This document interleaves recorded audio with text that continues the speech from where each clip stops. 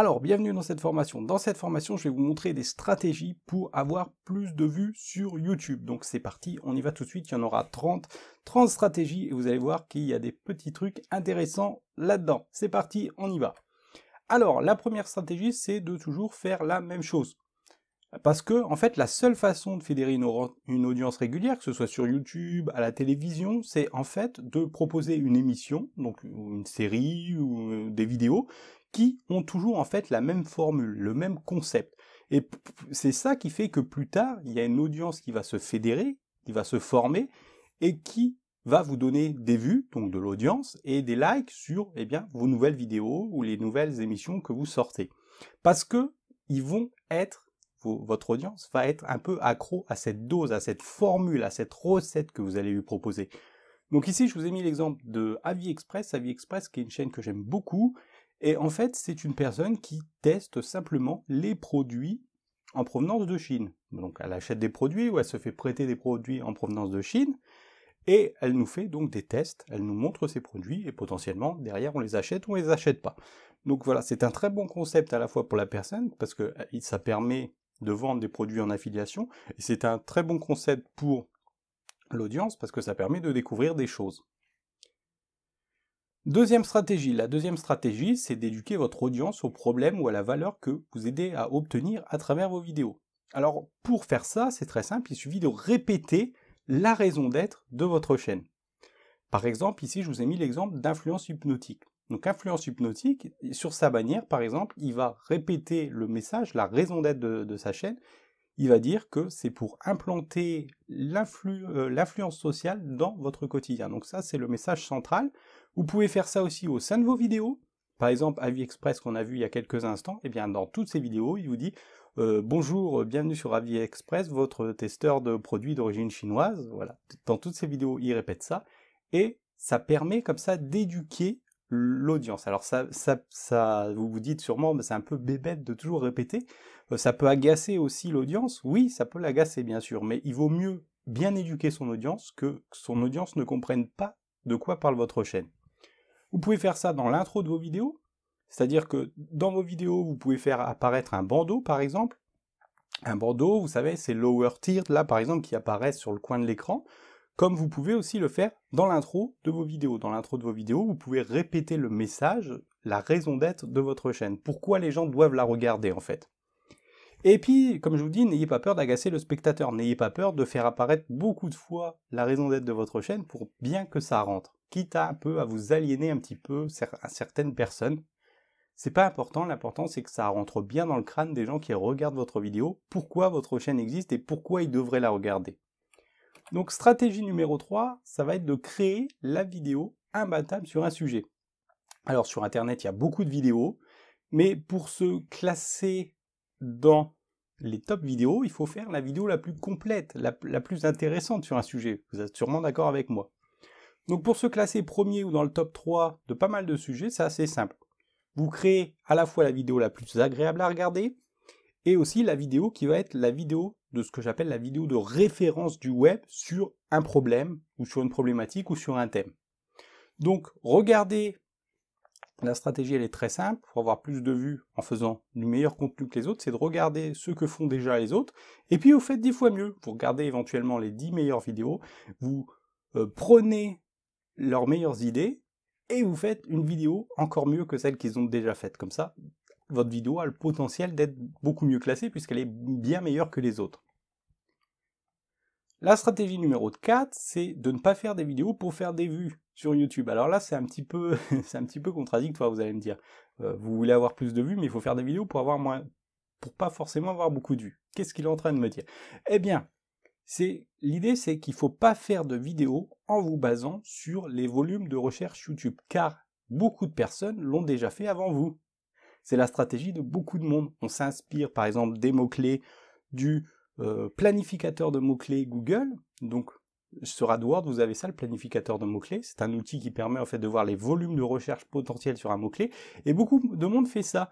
Mais le problème c'est que si vous faites ça, les autres sont aussi en train de le faire. Parce qu'ils ont déjà la stratégie est déjà connue. Et ce qui va se passer, c'est qu'il va y avoir 50 vidéos, alors j'exagère peut-être un peu, bon, il va y en avoir 20, 30 sur un même sujet. Par exemple, comment avoir plus de vues sur YouTube. Le problème, c'est que la plupart des vidéos qui sont déjà bien classées, elles ont fait ça bien avant vous. Donc si je regarde moi-même mes vidéos, la plupart de mes vidéos top 1, c'est des vidéos où il n'y avait pas encore de solution sur le web. Et forcément, elles sont devenues numéro 1. Ou alors, il n'y en avait pas beaucoup, il y en avait peut-être moins de 10. Et si vous voulez cibler un mot-clé à fort trafic, eh bien, vous devez faire la vidéo la plus complète, la plus unique du web sur un sujet. Et elle mettra du temps à s'imposer. Comme vous allez le voir sur les prochains extraits que je vais vous montrer, une vidéo peut mettre du temps à s'installer sur un sujet qui est déjà populaire, mais une fois que c'est parti, c'est vraiment parti. Donc moi, ce que je fais, c'est que je regarde plus les données avant de créer une vidéo ou un article. Je choisis mon sujet, je fais la meilleure vidéo possible, et seulement après, je m'intéresse un petit peu au référencement YouTube, je m'intéresse un petit peu comment je fais pour positionner cette vidéo numéro 1. Sinon, je suis influencé par les volumes de recherche, et ça, c'est pas bien. Et même, je vais vous dire, si vous ne regardez pas les volumes de recherche, ça marche mieux pour votre chaîne YouTube, et vous faites forcément plus de vues. Vous avez forcément plus de vues sur YouTube. Donc stratégie numéro 5, alors là c'est un peu l'inverse en fait. C'est que en fait on va s'engouffrer dans un sujet où il n'y a personne ou presque, et ça peut arriver, ou ça peut arriver que vous en trouviez un. Par exemple moi ici j'ai trouvé le sujet de la fin de Windows 7. J'ai vu que c'était bientôt la fin de Windows 7 et qu'il n'y avait personne sur ce sujet. Donc je me suis dit, là tu vas faire une vidéo, là je savais qu'il y allait avoir un fort volume, il n'était pas encore très présent, mais je savais que ce fort volume allait arriver, parce que c'est bientôt la fin de Windows 7, ça concerne beaucoup de personnes, et c'est une date vraiment proche. Donc il est possible de prédire le succès d'une vidéo grâce à 3 éléments. La répétition d'un problème, il y a plein de monde qui a ce problème de Windows 7 qui va s'arrêter, c'est 30% des utilisateurs Windows, donc vous êtes sûr de faire mouche déjà de ce côté-là. Un nombre important de personnes qui ont besoin d'une solution, donc 30% des utilisateurs de PC sous Windows, vous imaginez le nombre de personnes que ça fait derrière. Et puis, le peu de vidéos existantes sur le sujet en question. C'est ce que je vous disais tout à l'heure, si vous faites un mot-clé qui a 30 vidéos, par exemple, sur avoir confiance en soi, ça a peu d'intérêt.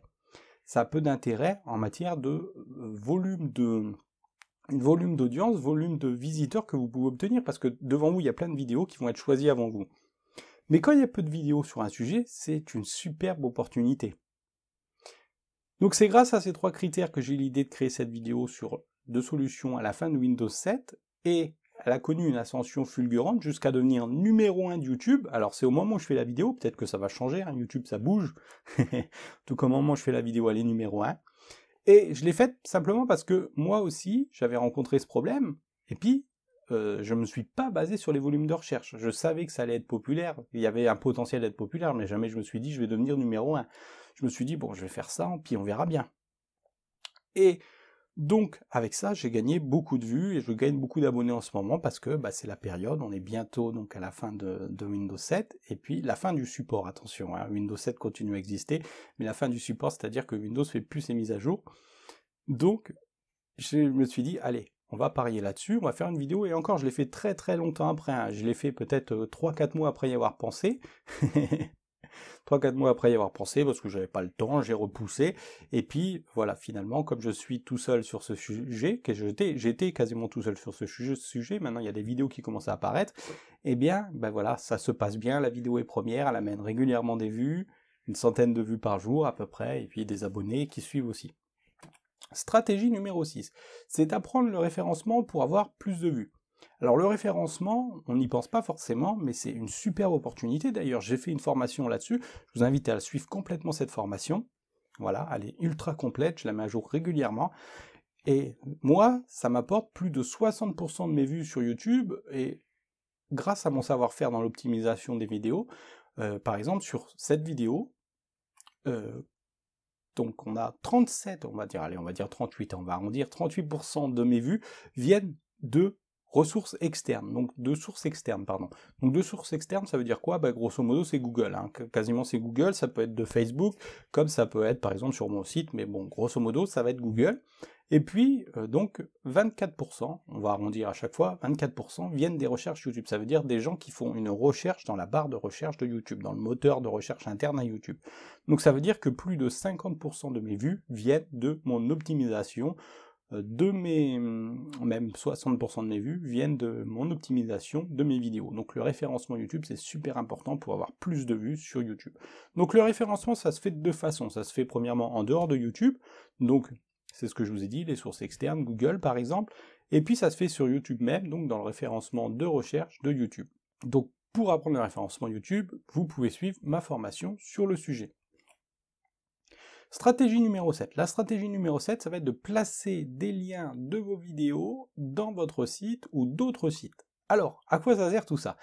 Premièrement, c'est que les vidéos YouTube, vous avez sûrement déjà remarqué, ils apparaissent naturellement dans les recherches Google. Donc par exemple ici, je suis numéro 1 sur la recherche bug Android dans Google. Ça veut dire que dès que quelqu'un tape bug Android, il a ma vidéo sous le nez et il clique. Donc ça, c'est une source très importante de clics et c'est une façon d'avoir plus de vues sur YouTube pour vous. Alors ce qui est important de comprendre, c'est qu'en fait, il y a peu de compétition pour la première place du classement des moteurs de recherche avec les vidéos. C'est-à-dire qu'avec une bonne optimisation, il est très facile de bien placer des vidéos et puis d'avoir plus de vues sur YouTube presque instantanément. Le problème, c'est que certaines vidéos peuvent vous devancer sur des sujets beaucoup abordés. C'est ce qu'on a vu tout à l'heure, c'est-à-dire que quand un sujet est beaucoup, je vais vous dire trusté, mais occupé en fait par beaucoup de vidéos, il est beaucoup plus difficile d'apparaître sur Google. Donc pour ça, la solution, c'est de créer des liens vers votre vidéo sur différents sites en les associant aux mots-clés visés. Donc par exemple ici, si je veux me classer numéro 1 sur Google, quand quelqu'un va taper référencement YouTube, ce que je fais, c'est que je vais créer un lien vers une vidéo où c'est écrit référencement YouTube. Et donc avec ce qu'on appelle une encre. Une encre, en fait, c'est simplement le nom ou la phrase que vous associez à un lien. Et puis aussi des variations de ces choses que les gens pourraient taper. Donc par exemple, référencement vidéo YouTube, référencement de vidéos sur YouTube, référencement chaîne YouTube par exemple. Vous voyez le principe? Comme ça, je vais apparaître sur chacun de ces termes dans Google. Alors ça ne va pas se faire en 2 secondes, il va falloir beaucoup de liens pour faire ça, mais c'est la façon qui permet en fait de mieux apparaître dans Google, alors sur les recherches très concurrentielles. Parce que sur les recherches très simples, donc comme par exemple ici j'avais fait la recherche activer le Wi-Fi sur l'Ubuntu, j'apparais tout de suite parce qu'il n'y a pas beaucoup de concurrence. 8e stratégie pour avoir plus de vues, c'est d'intégrer vos vidéos dans votre blog. Alors ça c'est très simple, dans votre blog, dans votre site, c'est très simple, sur un article où il y a déjà du trafic, vous allez simplement ajouter des vidéos complémentaires et les gens vont pouvoir cliquer dessus. Ça a aussi l'avantage donc de mieux vous aider à vous positionner pour le référencement naturel Google. Donc vous intégrez ça directement dans un article et ça va stimuler les vues en dehors de YouTube et des abonnements que vous pouvez avoir sur YouTube. Donc ça, stratégie très simple. Stratégie numéro 9, alors là c'est très important, c'est de faire des vidéos qui soient faites pour être vues et non écoutées. Alors quelle est la différence? Fondamentalement, dans le monde de l'audiovisuel, il existe 2 types de production, on peut dire. Il existe celle qui explique une histoire, qui explique ce qui se passe, et puis il existe celle qui montre les choses. Alors, vous voyez peut-être pas la différence, mais en fait, le spectateur ne doit pas avoir le temps de voir le temps passer et d'arriver au bout de votre vidéo. Il doit arriver au bout de votre vidéo sans s'en apercevoir. Et en fait, la seule façon d'y parvenir, c'est de changer de plan et d'angle de vue régulièrement, de manière à ce que l'œil ne s'ennuie pas plus de 5 secondes sur la même image. C'est pour ça que par exemple dans une émission de débat, vous n'avez pas que la caméra qui est fixée sur le présentateur, mais il y a des changements de plan sans arrêt sur les différents invités. C'est pour créer en fait cette impression de dynamisme, même si c'est complètement vocal, j'ai envie de vous dire. C'est une émission complètement vocale, il se passe rien, pas d'effets spéciaux, donc vous voyez le principe. Et c'est un peu la même chose à la radio, c'est-à-dire que voilà, toutes les 8 secondes, il se passe quelque chose au niveau sonore, d'accord? C'est de manière à ce qu'on ne s'ennuie pas tout simplement. Sinon on perd l'attention du spectateur. Donc sur une vidéo à un niveau très basique, qu'est-ce que ça peut donner? Là je vous ai mis par exemple l'exemple de cette vidéo que j'ai faite où je montre comment en fait on emballe un objet avec une machine pour sceller un objet. C'est très simple, donc je montre, hop, on abaisse le truc, je montre une caméra derrière, hop, hop, hop, Voilà, il se passe toujours quelque chose. Même si c'est un petit truc insignifiant, même si c'est un changement de couleur à l'écran, même si c'est un changement de plan, il est très très important de montrer s'il se passe toujours quelque chose. Alors, et le talent dans tout ça? Est-ce qu'il faut du talent pour réussir sur YouTube, pour avoir plus de vues sur YouTube? Bah non, pas tellement. Est-ce qu'il faut du talent de vidéaste? Oui, bien sûr, il en faut. Mais comprenez-moi bien, ce qui est important, c'est de retarder le départ du spectateur. C'est-à-dire que plus le spectateur va partir de votre vidéo tard, plus vous allez faire de pourcentage de vues de vos vidéos, meilleures seront classées vos vidéos, et plus vous aurez donc de vues sur YouTube. C'est ça qui compte. Donc l'idée, c'est que le spectateur s'ennuie pas. La qualité de l'image, c'est important, mais c'est pas ce qui va tout faire. Même chose pour l'audio. Bon, bien sûr, si vous présentez une qualité d'image pourrie et un audio pourri, le spectateur va partir rapidement. Mais ce qui compte, c'est de le retenir sur votre vidéo, et donc de lui faire regarder votre vidéo le plus longtemps, parce que ça correspond un critère de classement des vidéos de YouTube qu'on appelle le watch time. Donc on va en reparler du watch time. Donc en gros, c'est la durée totale regardée, donc à la fois de vos vidéos, mais aussi sur votre chaîne. Donc stratégie numéro 10. La stratégie numéro 10, c'est de donner les instructions de valeur qu'à la fin d'une vidéo, justement pour retarder le départ de ce spectateur. Donc pour ça, je vous ai pris ici l'exemple donc de Nicolas Catarc, de sa chaîne qui s'appelle donc Le Grand Test, The Grand Test, il me semble en anglais que ça s'appelle. Enfin bref, c'est un Français qui fait aussi des tests. Et lui, ce qu'il fait en fait, c'est que il va faire un teasing de récompense au début de ses vidéos, donc dans la première partie de ses vidéos, à l'écouter. Donc ici, par exemple, il fait un concours. Je vous fais gagner un drone. Voilà. Bon, je vais pas vous dire le nom, c'est trop compliqué. Et en fait, il va donner les instructions qu'à la fin de la vidéo. De cette manière, on va regarder toute sa vidéo jusqu'aux instructions et après, on va s'engager sur cette vidéo. Donc, vous pouvez faire ça très simplement. Donc, vous faites un teasing de récompense. Donc, un teasing de récompense, ça peut être comment participer à un concours, ça peut être comment obtenir une récompense, mais ça peut aussi être, par exemple, comment vous allez donner accès à quelque chose, comment vous allez permettre de télécharger quelque chose. Ça peut aussi être un endroit où cliquer. Ça peut aussi être, par exemple, un badge de récompense. On peut tout à fait faire ça sur n'importe quel sujet. Les souris qui font la loi, Jean-Marie qui dit des conneries, les fins de mois difficiles, les téléfilms français, le racisme, bon, peu importe. L'idée, c'est de créer un très très gros teasing au début, de manière à ce qu'on ait envie d'aller jusqu'à la fin. C'est un peu comme un film, il y a un élément déclencheur, et c'est ça qui donne envie de voir la fin du film, de savoir ce qui va arriver à la fin. Eh bien, dans le teasing que vous faites, la récompense à suivre, à donner son attention, en fait, si le public donne son attention, ben, la récompense doit être très grande. Donc une fois que vous avez fait votre teasing, ce que vous pouvez faire, c'est par exemple déballer le produit et expliquer les problèmes, les frustrations, les obstacles courants qu'on peut rencontrer avec. Et vous allez faire ça, bien sûr, avec des plans variés, comme je vous ai dit avant. Voilà, il faut tout le temps changer les plans, il faut toujours qu'il se passe quelque chose à l'écran. Donc ici, je l'ai mis en violet sur l'image, les petits traits, ça veut dire en gros, voilà, changer de plan, changer de plan, changer de plan, changer de plan. Alors vous pouvez faire ça avec une seule caméra, c'est un petit peu plus compliqué, puis vous pouvez faire ça avec plusieurs caméras, ce qui est beaucoup plus intéressant. Bien sûr, si vous avez un petit budget, une seule caméra, et vous changez les plans. Vous faites un peu la technique d'enregistrer phrase par phrase, en fait, voilà. Ça, c'est une bonne technique pour toujours changer de plan, en fait. Donc ensuite, une fois que vous allez montrer comment déballer le produit, alors pas forcément déballer le produit, mais vous allez par exemple exposer les problèmes, les frustrations, les obstacles, ça va faire en fait monter l'importance de votre sujet, si vous voulez. Ça fait monter la valeur de la solution que vous allez délivrer plus tard.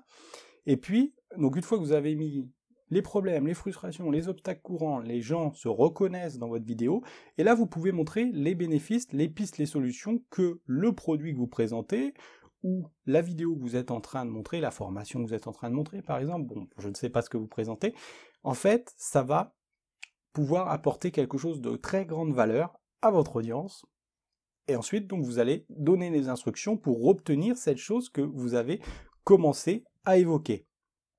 Donc, vous allez donner les instructions pour agir à la personne et par exemple, vous allez engager votre audience dans quelque chose qui vous sera profitable. Donc, par exemple, simplement répondre en commentaire, mais ça peut aussi être, par exemple, s'inscrire à une mailing list, voilà, ou des choses comme ça, ou d'aller acheter un produit, évidemment. Donc, la stratégie numéro 11. La stratégie numéro 11, c'est de trouver des titres de vidéos qui vont susciter la curiosité. Alors ça, c'est vraiment quelque chose qui, moi, me hype. Hein.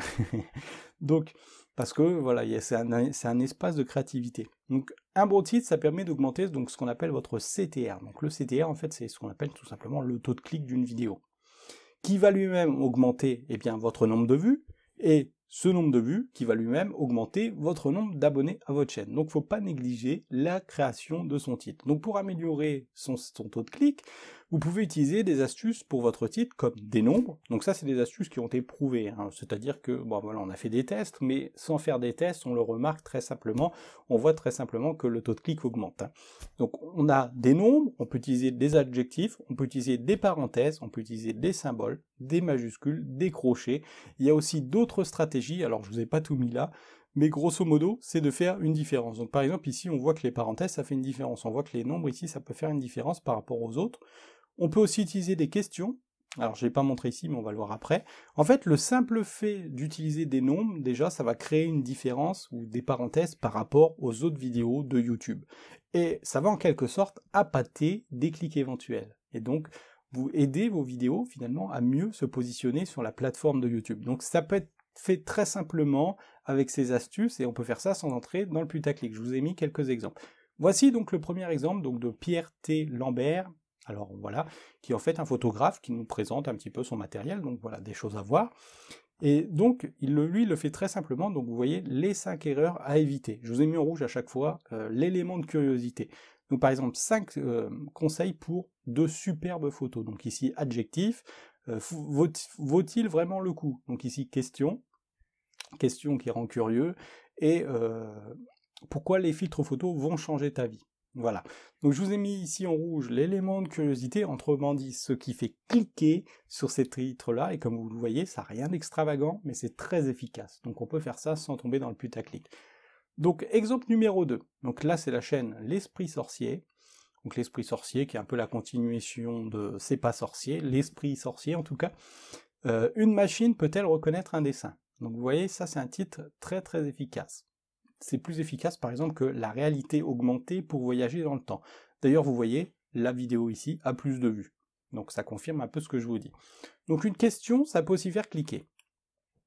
Mais quand vous écrivez un titre qui est fait pour être cliqué, demandez-vous toujours simplement, est-ce que ça amène quelque chose pour être vu, ou à défaut, est-ce que ça provoque la curiosité de mon audience cible? C'est-à-dire qu'il y a des titres qui ne sont pas faits pour être vus, qui ne donnent pas envie de voir quelque chose, mais qui fonctionnent quand même. Par exemple ici, le vestiaire, la promesse d'Ancelotti à Chantôme. Donc ici, on pourrait se dire que ce titre, il n'est pas forcément bien, parce qu'il suggère rien de visuel, et donc il est mauvais. Mais pour un fan de foot, ça attire pas mal la curiosité, de connaître les bruits de vestiaire du passé. C'est un peu comme lire un magazine People, on sait que ce qu'il y a dedans, je vais pas vous dire c'est du vent, mais il n'y a pas grand-chose, il n'y a pas trop de contenu, mais on est quand même curieux d'en savoir plus. On aime les racontards.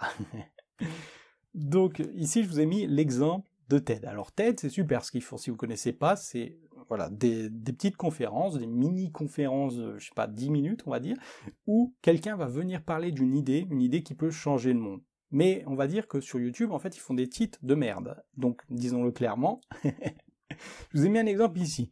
Donc, il y a une vidéo, donc j'ai pas regardé, mais c'est le rebond de confiance. Et pour moi, ça, c'est un mauvais titre, parce que ça veut rien dire, ça n'attire pas la curiosité.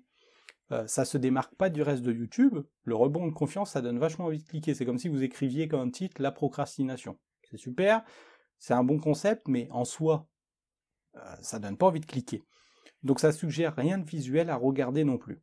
Et ici, on pourrait simplement transformer ce titre, par exemple, l'argent n'est pas ce que vous croyez. D'accord? Ça donne un élément de curiosité supplémentaire. Ça donne envie de cliquer, parce qu'ici, je pense que ça concerne l'argent, vu qu'il montre un billet. J'ai pas regardé la vidéo, encore une fois, donc voilà, c'est simple hypothèse. Et ça peut aussi booster le nombre de vues de cette vidéo par 3 si vous écrivez simplement « l'argent n'est pas ce que vous croyez ». C'est un peu... Le problème de TED, c'est un peu le problème des contenus académiques. En général, c'est que, en fait, ils sont beaucoup trop formels. Ils sont beaucoup trop sur de l'informatif, et ils oublient un peu le divertissement qui est important sur YouTube. La curiosité, les changements de plan. Alors, TED, il filme très bien, c'est pas la question, mais voilà, bon, je vous parle généralement. Donc ensuite, ça nous amène à la stratégie numéro 12. Il y a une autre stratégie pour attirer des clics sur YouTube, ça va être de créer des miniatures qui vont se démarquer sur la plateforme YouTube. Mais quand on dit démarquer, c'est pas forcément ce qu'on peut imaginer. Par exemple, la youtubeuse Embrouille, elle fait ça très bien. Elle arrive à créer des miniatures qui vont générer des clics, simplement en mettant sur son image un simple mot, voilà, et une image un petit peu qui attirent l'attention. Et en fait, les miniatures, c'est ça leur but. Elles doivent générer des clics, mais elles doivent aussi renforcer la pertinence d'un contenu. Donc l'image en fait que vous allez montrer doit être en relation avec l'objectif que va permettre d'accomplir votre vidéo, ou ce que ça va nous aider à apprendre, à comprendre, éventuellement. Et puis, les miniatures, elles aident aussi à définir votre image de marque, et elles servent en fait d'éléments de différenciation. Ça veut dire quoi? Ça veut dire en gros que toutes vos miniatures doivent se ressembler, elles doivent tous partager un code pour que quand je vois cette miniature, je me dise ok, maintenant c'est Renaud qui a sorti une vidéo par exemple, et c'est voilà, je dois aller voir cette vidéo. D'accord? C'est pour vous différencier et en même temps vous identifier dans la liste des vidéos qui viennent de sortir, par exemple, de YouTube. Donc concrètement, à ce qu'on pense, les miniatures, elles n'ont pas besoin d'être très compliquées.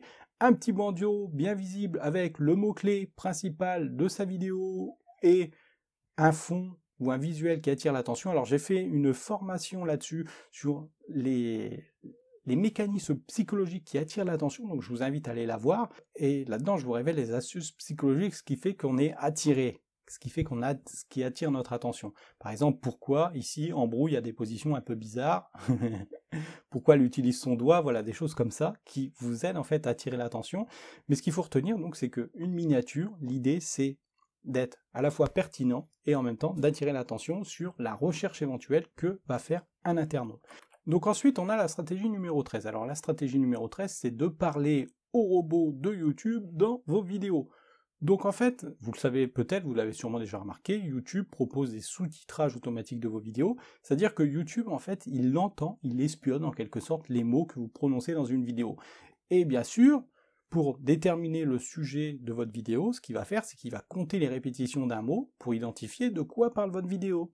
Donc pour améliorer votre référencement, il y a une petite stratégie qui est très simple, c'est de placer 5-6 fois les mots-clés stratégiques qui seront entendus par le système de génération de sous-titres automatique de YouTube dans vos vidéos. Par exemple, vous pouvez répéter 5 fois le mot-clé « Comment avoir plus de vues YouTube »,« Comment avoir plus de vues YouTube »,« Comment avoir plus de vues sur YouTube », et vous placez ça au cœur de vos vidéos. Vous pouvez penser les dialogues, par exemple, de vos vidéos de cette façon. Et ça passera crème à la fois pour YouTube et pour votre audience, qui s'en rendra même pas compte. Donc, un petit truc à savoir aussi, c'est que si la transcription automatique, donc la traduction automatique, on appelle ça une transcription, n'est pas assez précise pour vous, vous avez aussi la possibilité de la modifier directement dans le YouTube Creator, donc ce qui permet en fait de gérer votre chaîne dans le menu transcription d'une vidéo, mais c'est assez long à faire, donc moi je vous conseille plutôt de laisser la transcription automatique. Vous pouvez aussi utiliser des fiches dans YouTube pour avoir plus de vues sur YouTube, donc ça c'est la stratégie numéro 14. Donc pour avoir plus de vues sur YouTube, c'est très simple, vous activez le système de fiches, donc c'est dans les options de votre vidéo, et le système de fiches, ça vous permet de suggérer d'autres vidéos ou playlists à regarder à un certain moment de votre vidéo. Donc vous avez dans le YouTube Creator donc les options qui permettent de faire apparaître ces fiches. Et l'astuce en fait, ça consiste à faire apparaître la suggestion de regarder une vidéo, une autre vidéo, une playlist, juste au moment où l'outil de statistique YouTube vous dit que les spectateurs commencent à quitter votre vidéo. En gros, c'est comme si vous leur mettiez un panneau devant les yeux avant la durée moyenne à laquelle ils se barrent. Donc sur cette vidéo, par exemple, donc les moments de départ, ils sont très clairs. Donc vous voyez ici, hop, petit point rouge, petit point rouge. Alors c'est moi qui ai fait les petites croix rouges, mais bon, vous voyez, à chaque fois, hop, ça descend d'un coup. Donc je sais, là on voit très bien à quel moment les gens se barrent, on voit très bien ce qui ne va pas non plus dans la vidéo. Donc ça c'est une autre façon d'avoir plus de vues en gardant les spectateurs sur votre chaîne, et puis comme vous allez augmenter les temps de visionnage total, enfin totaux sur votre chaîne, eh bien ça va ajouter des vues potentielles sur d'autres vidéos aussi. Voilà, et ça va augmenter aussi le watch time global, le temps regardé total de votre chaîne. Donc dans la même idée, la stratégie numéro 15, c'est d'utiliser les écrans de fin sur YouTube. Alors les écrans de fin sur YouTube, on peut les utiliser même si on n'a pas d'écran de fin. Par exemple ici, donc la personne, je ne me souviens plus de son nom, mais c'est quelqu'un de très connu sur YouTube américain, c'est Darren, je crois que c'est Darren Evans ou un truc comme ça. Je vais dire des bêtises. Voilà, c'est quelqu'un de très connu en tout cas. Lui, ce qu'il fait, c'est simplement, donc vous voyez, à la fin de ses vidéos, hop, il met quand même un écran de fin avec 2 vidéos de lui à voir, même s'il n'est pas forcément s'il n'y a pas forcément d'écran de fin classique qui est créé. Donc l'écran de fin classique qui est créé, vous savez, c'est 30 secondes à la fin d'une vidéo avec regarde ça si tu veux te marrer, ou regarde ça, voilà, abonne-toi, machin, bidule, bidule. Vous n'êtes pas obligé d'utiliser ça pour faire les écrans de fin. Vous pouvez simplement aller donc dans votre YouTube Creator, vous allez dans outils de montage, vous faites ajouter écran de fin, vous choisissez votre vidéo. Ici, vous choisissez un modèle, parce que vous avez plusieurs modèles, donc le petit rond c'est un abonnement, et le petit rectangle c'est une vidéo à chaque fois. Vous pouvez aussi modifier ce modèle est modifiable, certains éléments sont supprimables, donc ne vous inquiétez pas. Prenez simplement par exemple 2 vidéos, ici vous prenez ce modèle-là, 2 vidéos, une chaîne YouTube, enfin un bouton d'inscription, et puis vous déplacez les éléments selon l'écran de fin que vous allez créer. Simplement, prenez garde de laisser donc 25 à 30 secondes à la fin de vos vidéos pour pouvoir faire apparaître votre écran de fin. Donc moi j'en mets pas parce que la plupart de mes vidéos ne servent pas qu'à YouTube, donc voilà. C'est un peu embêtant si je mets un écran de fin, mais si vous êtes spécifiquement sur YouTube, bien sûr, mettez un écran de fin, c'est très utile, ça fait parcourir le spectateur dans vos autres vidéos, et puis ça vous permet aussi de prolonger sa durée sur YouTube. Stratégie numéro 16. Donc la stratégie numéro 16, ça va être de demander sans cesse à votre audience de s'abonner et d'activer les notifications pour votre chaîne. Alors, en fait, gagner des abonnés, ça va augmenter le nombre de vues sur chaque nouvelle vidéo que vous allez publier, et puis ça va bien sûr aider à les diffuser. Forcément, plus vous avez d'abonnés, plus ils vont regarder vos vidéos quand vous allez les sortir, et plus ça va faire de watch time, donc de temps regardé, et puis plus ça va aussi pousser vos vidéos sur l'algorithme YouTube. Donc c'est très important d'avoir à la fois des abonnés et des gens qui s'abonnent aux notifications. Il y a aussi un critère très important sur YouTube, c'est que les premières heures de vie d'une vidéo, par exemple la première semaine, enfin plutôt les premières 48 heures on va dire, ça permet à la fois à YouTube de déterminer si une vidéo est nouvelle et populaire. Et si vous êtes nouvelle et populaire, si vous avez une vidéo nouvelle et populaire, donc ça veut dire quoi? Beaucoup de vues, beaucoup de likes, beaucoup de commentaires, beaucoup de temps regardé aussi surtout, eh bien ça va pousser votre vidéo dans l'algorithme de YouTube, et si vous avez le plus gros taux de vues, de temps regardé dans les premières heures d'une sortie, ça va mettre aussi votre vidéo dans la partie tendance. Donc ça c'est vraiment pour les très très gros youtubeurs, s'il faut beaucoup de vues. Mais le principe est le même à petite échelle.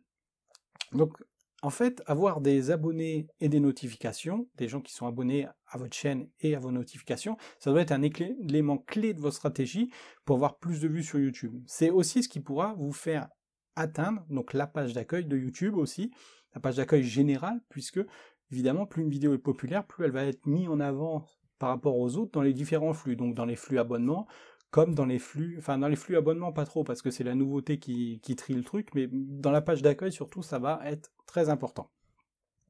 Donc n'hésitez pas à lancer des incitations à s'abonner à la chaîne et aux notifications sur vos vidéos, donc vous pouvez faire ça visuellement, avec un petit texte, un bandeau, des animations qui apparaissent, voilà, n'ayez pas peur à y aller complètement, hein. C'est comme je vous ai dit tout à l'heure, pour le message répéter, répéter, répéter, répéter. Un être humain retient quelque chose quand vous lui avez répété 7 fois, et il se décide à agir peut-être quand vous lui avez répété 50 fois. Donc, répétez aussi lors de s'abonner de plusieurs façons différentes, de manière, là, cette fois-ci, à ne pas agacer le spectateur. Donc, vous pouvez par exemple, dans des vidéos, changer votre formule, au lieu de dire, bah voilà, abonnez-vous à ma chaîne, vous dites, surtout ne vous abonnez pas à cette chaîne, ça risquerait de vous plaire. Voilà, vous dites des choses comme ça, vous risquerez de passer trop de temps sur cette chaîne, ne vous abonnez surtout pas.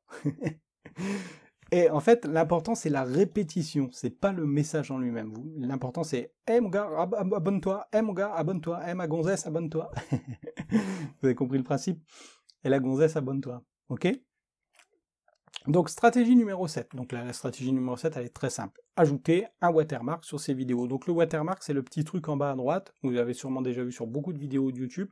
En fait il n'a pas besoin d'être extraordinaire, c'est juste un raccourci visuel qui est là de manière permanente, donc c'est l'idée qu'il est là de manière permanente qui est importante, et en fait il incarne l'image de marque de votre chaîne, donc il va conduire le spectateur en fait vers le bouton d'abonnement à votre chaîne, c'est tout ce qui compte, et comme vous pouvez l'imaginer, des abonnements vont amener des notifications, enfin potentiellement des notifications, mais surtout voilà, ça va afficher vos vidéos dans le flux des gens, et ça va aussi en fait vous aider à avoir plus de vues de manière concrète, puisque ces vues-là vont amener d'autres vues qui elles-mêmes vont amener d'autres vues. Alors, il y a maintenant la stratégie numéro 8, qui est d'intégrer un bouton d'abonnement YouTube directement dans les pages de son blog ou de son site. Donc YouTube met à disposition des créateurs en fait un bouton que on peut configurer et placer sur un site internet. Donc vous pouvez trouver ça en tapant donc YouTube Google Developer bouton. Vous tapez ça sur Google, vous allez tomber dessus.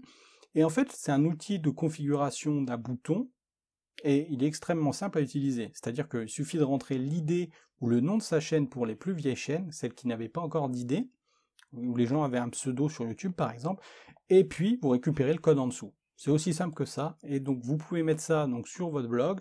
Ensuite, il vous reste plus qu'à insérer ce code donc dans une zone HTML, donc vous pouvez le faire dans la sidebar si vous avez un blog par exemple. La sidebar c'est un très bon endroit, donc la partie à droite, la barre latérale ou à gauche, hein, selon la constitution de votre blog, c'est un super truc pour en fait afficher votre bouton d'affichage, parce que comme ça on va le voir partout sur votre site, et il va être exposé à tous vos visiteurs. Donc une bonne partie va cliquer sur s'abonner sans trop y réfléchir en fait. Ils aiment bien ce qu'ils voient sur la page, hop, ils cliquent sur s'abonner, et ensuite ça va mettre dans leur flux abonnement vos vidéos, ça va mettre vos vidéos en avant à chaque fois que vous allez en sortir une. Donc comme il y a plus de vues potentielles, eh bien il y a aussi plus de vues logiques sur vos vidéos. Donc ensuite, il y a la stratégie numéro 19. Donc la stratégie numéro 19, c'est en fait d'utiliser les réseaux sociaux pour avoir plus de vues sur ces vidéos. Alors, comme en fait, ce qui est important sur YouTube, c'est qu'une vidéo décolle dans les premières heures de sa publication. Donc pour ça, vous pouvez utiliser les réseaux sociaux, mais vous devez le faire en ayant un petit peu plus de stratégie, de malice que peuvent avoir les autres.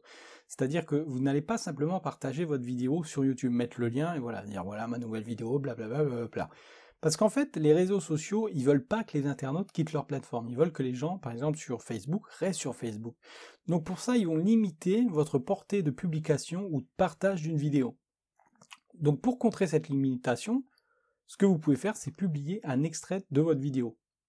Donc par exemple, vous pouvez créer une vidéo de 30 secondes, par exemple le trailer de votre vidéo, comme vous pouvez créer une vidéo de 4 minutes, et puis voilà, vous présentez le début de la vidéo, et puis vous dites, voilà, si vous voulez voir la suite, ben, cliquez là, quoi, allez sur ma vidéo YouTube.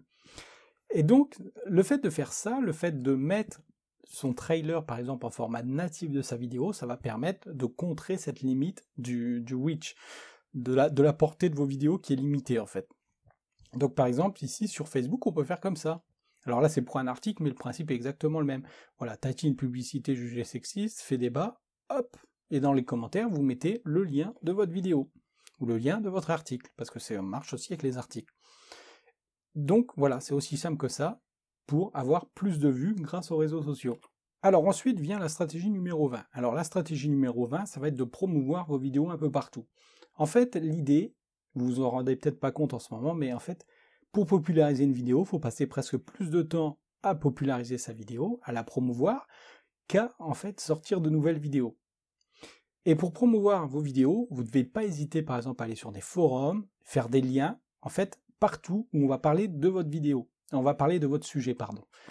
Et puis vous allez mettre votre vidéo par exemple dans ces forums. Vous pouvez aussi faire des collaborations avec d'autres youtubeurs pour faire connaître votre travail à une nouvelle audience, par exemple. C'est une autre façon d'avoir plus de vues. Et c'est exactement le même principe, l'idée c'est de promouvoir un petit peu votre travail un peu partout. Donc en plus d'attirer l'attention, parce que vous êtes dans des zones, dans des endroits où les gens ont à peu près le même objectif que vous avec vos vidéos, eh bien ça va vous faire créer des intégrations et des liens sur des sites qui disposent déjà d'une certaine réputation. Donc ça va être sans passer pour un spammer, et ça va être bon aussi pour le référencement global de vos vidéos. Et puis, bien sûr, ça va vous donner des gens aussi prêts à contribuer, puisque ce sont une audience qui est très très ciblée. Donc voilà, n'hésitez pas à parcourir le web, à chercher un petit peu où il y a des vidéos qui parlent du même sujet que vous, enfin où il y a des sujets qui parlent du même sujet que vous, et puis vous envoyez votre lien de votre vidéo. Bon, vous expliquez, hein, vous dites, voilà, j'ai fait une vidéo de ça qui devrait t'aider, blablabla, blablabla. Et voilà, hop, un lien de plus, des vues potentielles, parce que les gens peuvent regarder depuis le site aussi, et puis des abonnés potentiels, bref, vous avez compris le principe. Donc ensuite, il y a la stratégie numéro 21. Donc la stratégie numéro 21, c'est de préprogrammer ou de planifier la sortie de vos contenus quand votre audience est déjà sur YouTube. Donc ça rejoint ce que je vous ai dit tout à l'heure, les 48 premières heures d'une vidéo sont très importantes. Donc en fait, YouTube, dans ses options d'importation, il vous laisse le choix de pouvoir planifier la sortie d'une vidéo au moment de sa mise en ligne.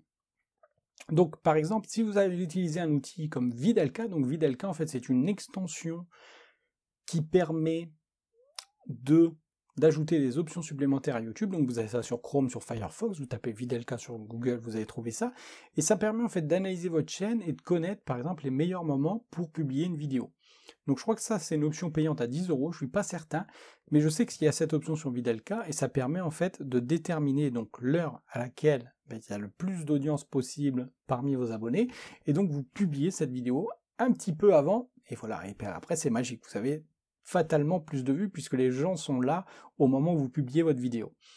Et donc ça vous aide à générer des vues plus rapidement, et puis à bien sûr plus populariser vos vidéos, puisqu'elle bénéficie d'un meilleur démarrage, elle va bénéficier d'un meilleur positionnement aussi sur la durée, et beaucoup plus d'intérêt de la part de YouTube.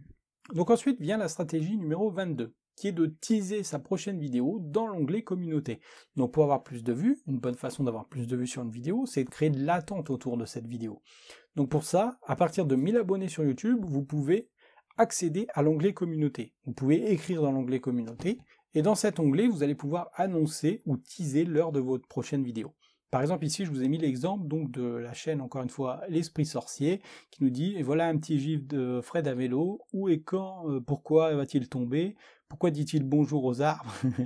Toutes les réponses et même plus demain dans notre nouvelle vidéo. Voilà, un petit teasing très simple qui donne envie, eh bien, d'attendre la prochaine vidéo.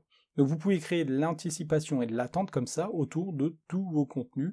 Et donc vous pouvez faire ça avec des quiz aussi, des images, des simples messages. Bon, l'idée c'est de toujours faire un peu de teasing avant ces vidéos. Donc vous pouvez faire ça même 3 ou 4 fois avant de publier une vidéo pour faire grandir l'attente. Toute la semaine vous pouvez faire ça. Bien sûr vous donnez l'heure de sortie de la vidéo, très important. Sinon, voilà, il n'y a pas d'heure fixe à attendre. Dans la même idée, vous pouvez sortir vos vidéos toujours à la même heure sur votre chaîne. Voilà, je ne l'ai pas dit, mais voilà, c'est quelque chose que les gens connaissent en général. Toujours à la même heure, toujours le même jour, voilà, et toutes les semaines par exemple, c'est très efficace.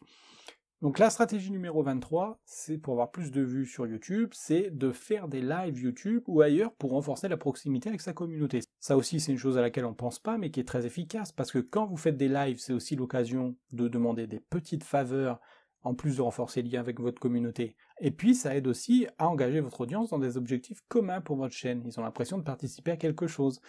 Donc vous pouvez matérialiser par exemple des objectifs de vues, d'abonnés, de likes, voilà. Aidez-moi à obtenir tant de likes et je vais faire ceci par exemple. Vous voyez? Très très simple. Donc par exemple, vous pouvez aussi dans vos lives, vous pouvez teaser votre prochaine vidéo. Vous pouvez créer de l'attente aussi, donc en donnant la date programmée d'une prochaine vidéo. Vous pouvez inciter les gens à deviner de quoi ça va parler, pourquoi pas, ce qui va aussi vous donner des idées de vidéos. Et puis vous pouvez leur dire, allez voir telle vidéo, parce que cette vidéo, par exemple, elle n'a pas beaucoup de vues. Donc vous pouvez utiliser cette stratégie pour renforcer le nombre de vues sur des vidéos qui sont moins populaires que les autres, par exemple. Et si vous n'avez pas encore assez d'abonnés pour activer l'option live, ce que vous pouvez faire, c'est par exemple faire des lives Facebook, où tout le monde peut faire des lives Facebook, et vous pouvez aussi, par exemple, créer des conférences en ligne avec des systèmes de webinars, par exemple. Voilà. L'idée, c'est juste de créer un lien direct et fréquent avec l'audience. Alors, il y a ensuite la stratégie numéro 24. Donc la stratégie numéro 24 qui va vous paraître un petit peu contre-intuitive, c'est de viser moins de monde pour viser le plus de monde. Alors l'idée, en fait, c'est de se concentrer sur un public plus restreint pour obtenir plus de vues sur YouTube. Alors pour ça, il faut créer du contenu très spécifique pour un type de personne très spécifique elle aussi.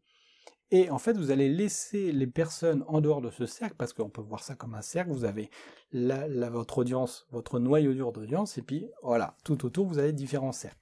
Eh bien, vous laissez les personnes en dehors de ce cercle, ceux qui sont ici par exemple, décider oui ou non si elles font partie, elles ont envie de rentrer dans votre cercle ou pas. Donc par exemple ici, je vous ai mis l'exemple d'une youtubeuse qui réalise des vidéos sur un instrument de musique très peu connu, enfin il est connu, mais voilà, pour les non-musiciens, il n'est pas très connu. C'est le kalimba. Donc le kalimba, en fait, c'est voilà, un instrument qui fait un super son, c'est un son super beau, mais c'est aussi sympa à regarder. Moi, j'aime bien. Donc, cette personne, elle fait des super vidéos, parce que voilà, elle joue très très bien déjà, et puis elle filme ça d'une manière à ce que ce n'est pas ennuyeux. C'est pas comme si vous filmiez par exemple un piano, quelqu'un qui se joue en train de filmer du piano, c'est un peu ennuyeux. Non, là on a vraiment une belle réalisation, il se passe toujours quelque chose à l'image, et c'est vraiment très sympathique. Donc ceux qui vont vraiment accrocher à cette chaîne, ils vont rester, ils vont attendre les prochaines vidéos, et puis avec impatience, et puis les autres, ils vont se désabonner ou ils vont passer leur chemin. Mais c'est pas très important parce que ces gens-là, ils reviennent plus tard quand vous allez devenir populaire. Quand vous allez avoir par exemple 200 000 abonnés, ils vont se dire, non, attends, je suis bête de ne pas suivre cette chaîne. Il y a quelque chose que j'ai pas vu qui était bien dans cette chaîne. Et ça, vous allez le remarquer, à mesure que votre chaîne va devenir populaire, vous allez avoir de plus en plus d'inscrits, de plus en plus facilement. Tout simplement parce que les gens vont commencer à vous accorder de la valeur. C'est très idiot, mais voilà, le monde fonctionne comme ça. Stratégie numéro 25. Alors la stratégie numéro 25, c'est de créer des vidéos destinées à avoir beaucoup de vues et de réactions. Donc pour faire ça, vous pouvez organiser des concours. Donc c'est l'exemple qu'on a vu tout à l'heure. Pour participer au concours, il faut laisser un commentaire, il faut liker la vidéo, il faut s'abonner à ceci ou cela. Ça, vous connaissez ça par cœur, et ça marche très très bien, et ça stimule l'engagement de vos vidéos, qui lui-même va stimuler la popularité de vos vidéos sur YouTube. Il va en fait aider à ce que votre vidéo soit plus suggérée. C'est tout à fait ça, plus exactement. Et puis, il y a aussi l'idée de répondre aux questions de vos spectateurs en formulant ça avec un titre attirant. Par exemple, Norman l'a fait, vos questions hyper gênantes, voilà, FAQ Norman. D'accord? Donc, là c'est très simple, vos questions hyper gênantes. Il fait exprès de sélectionner les plus bizarres pour que ça attire la curiosité. Vous avez aussi la possibilité, si vous n'avez pas beaucoup de commentaires encore, c'est de chercher des réactions qui existent déjà sur d'autres vidéos sur YouTube que les vôtres. Donc par exemple, ici je vous ai pris une réponse lambda de quelqu'un. Pourquoi tant que Mota n'est pas entraîneur du PSG, on gagnera jamais la Champions League. Voilà, donc moi je suis les trucs de foot, donc voilà, je vois souvent des trucs comme ça. Eh bien, si j'avais une chaîne de foot, je pourrais très simplement faire une vidéo. Pourquoi Thiago Motta doit-il devenir le premier entraîneur du PSG? Là, je mets raison 1, raison 2, raison 3, raison 4, raison 5. Parfait, ça va attirer la curiosité. Parce que s'il y a une personne qui a cette réaction sur un sujet qui n'est pas du tout en rapport avec ça, vous pouvez bien penser que ça va attirer forcément le spectateur. Ça va attirer forcément des spectateurs qui sont intéressés par ce sujet-là. Et il n'y a pas forcément encore de vidéos sur ce sujet-là. Ce qu'il faut retenir, c'est que plus vous avez d'engagement de votre audience sur YouTube dans les commentaires, plus vous avez de likes aussi et de temps regardé, et plus vous avez de recommandations par l'algorithme de YouTube. Plus vos vidéos sont suggérées sur d'autres vidéos sur le même thème. Donc une vidéo qui est nouvelle et populaire, voire tendance, elle va amener plus de visibilité sur la plateforme, et ça va amener forcément plus de vues. Et plus de vues vont amener plus d'abonnés. Et plus d'abonnés vont amener plus de vues. Et plus de plus de vues vont amener plus de popularité. Vous voyez, c'est un cycle un peu infernal comme ça. Et c'est pour ça que tous ces critères sont importants. Donc ensuite, stratégie numéro 26. Alors stratégie numéro 26, très simple à mettre en place, c'est de créer des playlists qui sont thématiques. Donc ça, vous pouvez le faire très simplement sur votre chaîne. Vous créez des playlists avec votre meilleur contenu sur l'index de votre chaîne. Moi, c'est ce que je fais ici, par exemple. Voilà. En horizontal. Et puis, vous pouvez aussi alterner la disposition verticale et horizontale des playlists de manière à attirer un petit peu plus l'attention. Comme j'ai fait ici, donc ici on a une partie horizontale et une partie verticale. Donc vous pouvez faire ça dans les options de personnalisation de votre chaîne.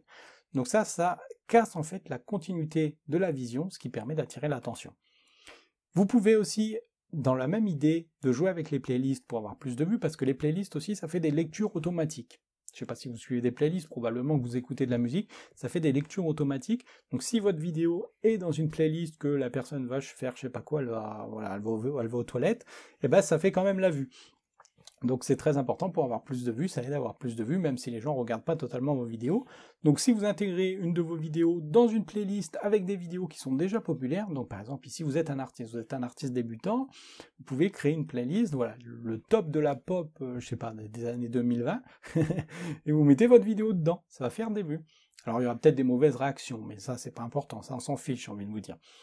Et si vous faites ça avec des vidéos de vos compétiteurs qui, eux, ont déjà une certaine popularité, qui sont déjà connus dans un domaine, eh bien, ça va vous faire des vues en plus. Vous faites ça l'air de rien.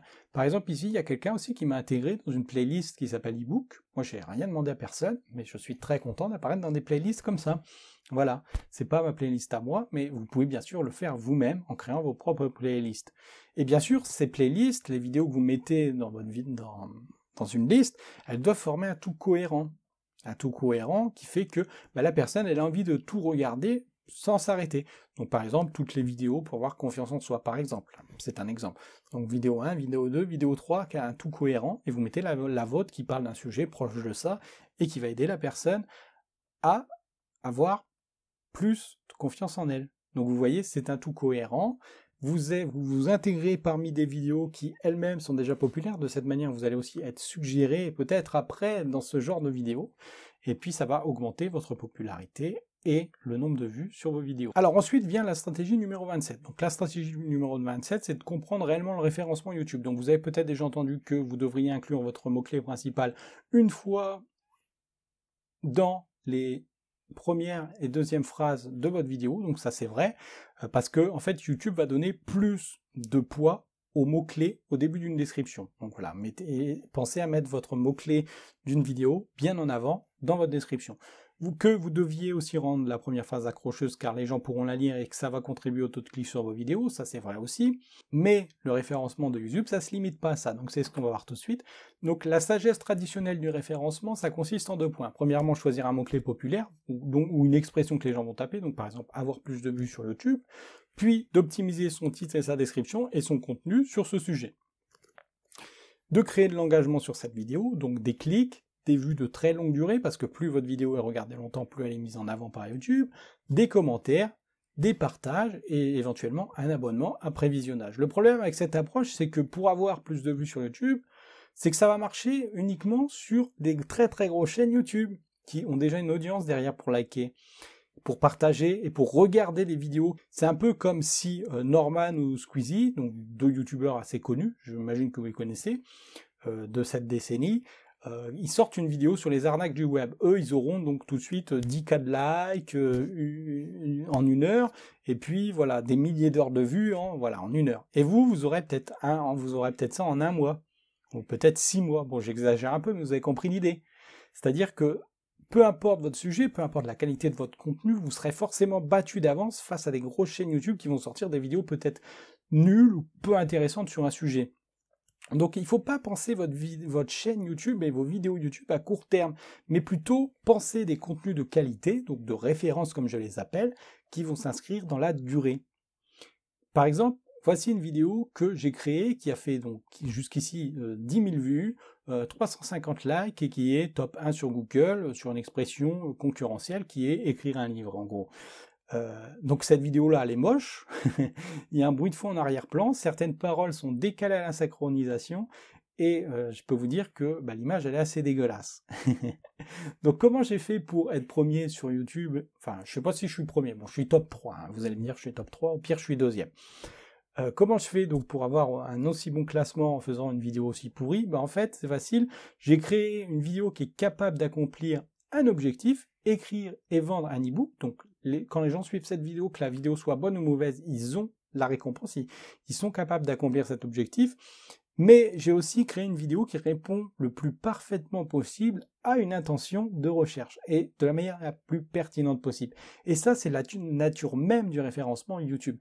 C'est-à-dire que vous pouvez faire des vues YouTube grâce à l'objectif principal des viewers et en comprenant les variations de cet objectif. Parce que l'objectif principal d'un viewer, par exemple, avoir confiance en soi, c'est pas simplement la seule chose qu'il recherche. Et le problème, c'est que, en fait, on pense tous différemment, mais quand on pense à référencer nos vidéos, on pense pas forcément que tout le monde pense différemment. Et que même si on a tous une intention identique, un objectif commun, par exemple avoir confiance en soi, on va formuler ça d'une façon 10 fois différente, même plus, selon notre personnalité. Par exemple, regardez les revendications des grévistes. Tout le monde veut la même chose. Par exemple, en ce moment, c'est le combat pour la retraite. Tout le monde veut avoir une meilleure retraite et ne pas partir plus tard. Mais tout le monde va formuler ça d'une façon différente. Donc, si vous pensez à ça, vous vous rendez compte que beaucoup de gens peuvent avoir le même objectif, mais ils le formulent de manière différente et ça va être la même chose sur Internet. Donc, ce qu'il faut comprendre, c'est que les abonnés YouTube sont ce que j'appelle une matière sémantique vivante. Donc, un peu la façon dont ils vont connecter les idées dans leur cerveau ça va pas être la même selon le différents types de personnalités. Et ça, ni YouTube, ni Google ne peuvent réellement prédire ce qu'un internaute va rechercher. Donc par exemple, prenons l'exemple de ce guide sur la façon d'avoir plus de vues sur YouTube. Vous êtes peut-être tombé dessus depuis Google ou depuis YouTube en tapant... alors tout le monde veut avoir plus de vues sur YouTube, mais vous êtes peut-être tombé dessus en tapant avoir plus de vues sur YouTube gratuitement, comment avoir des vues sur YouTube, plus de vues vidéo YouTube, instructeur de génie sur YouTube, non là j'exagère, ça c'est juste pour moi, c'est juste pour, voilà, pour l'autocongratulation, voilà.